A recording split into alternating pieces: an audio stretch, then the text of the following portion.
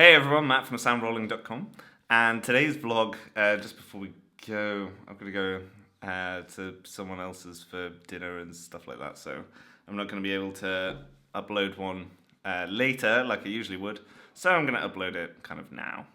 And yeah, great feedback. Thank you very much for commenting and people sending me messages on Facebook, etc.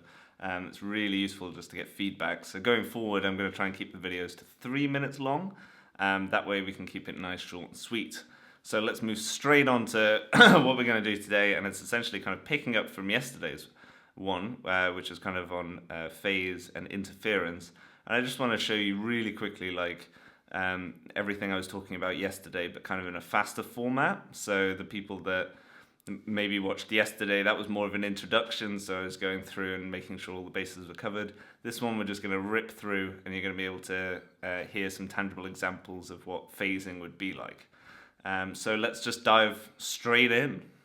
So first let's focus on the top two. So I made it really big just to be able to zoom in further.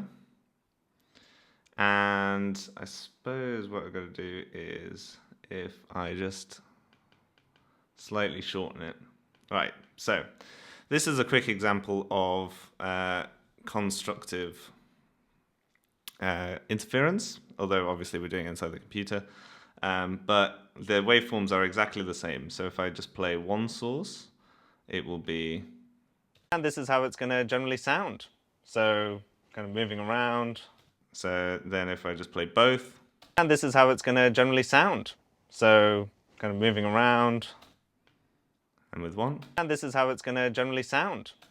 So you get the idea. What I've done below is I've quickly knocked up something that's about 90% out of phase. You'll see that there's a delay. So a good reference point is obviously this dip right here. And so this dip starts here, and it goes to about here.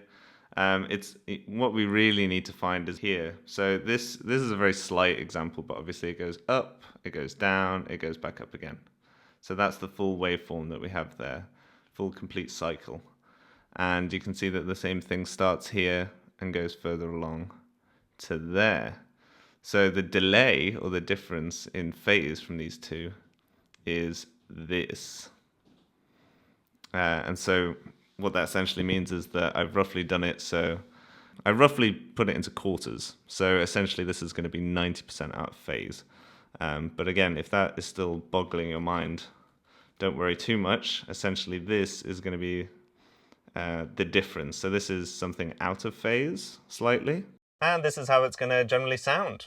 So kind of moving around, walking on the spots. So you get a weird kind of hollowing out effect. Whereas obviously if we compare it to the thing below, which is in phase. And this is how it's going to generally sound. So kind of moving around, walking on the spots. So there we have it. So again, you can play those two differences again, but I want to keep this video short. So that concludes phase and constructive interference. So I hope you found that really useful. If you did, if you click the like button or the thumbs up or whatever down below, then actually more people will be able to find this on YouTube, Facebook, etc. And of course, if you want daily content, then don't forget to subscribe as well. And of course, leave comments. Comments is probably the most important thing, to be honest, because the feedback and the interaction is just really going to develop this kind of show, I guess, into a resource everyone can use, and everyone, well, everyone is happy with, maybe. We'll see how we go. But we're doing all right so far, I think. So I will see you tomorrow.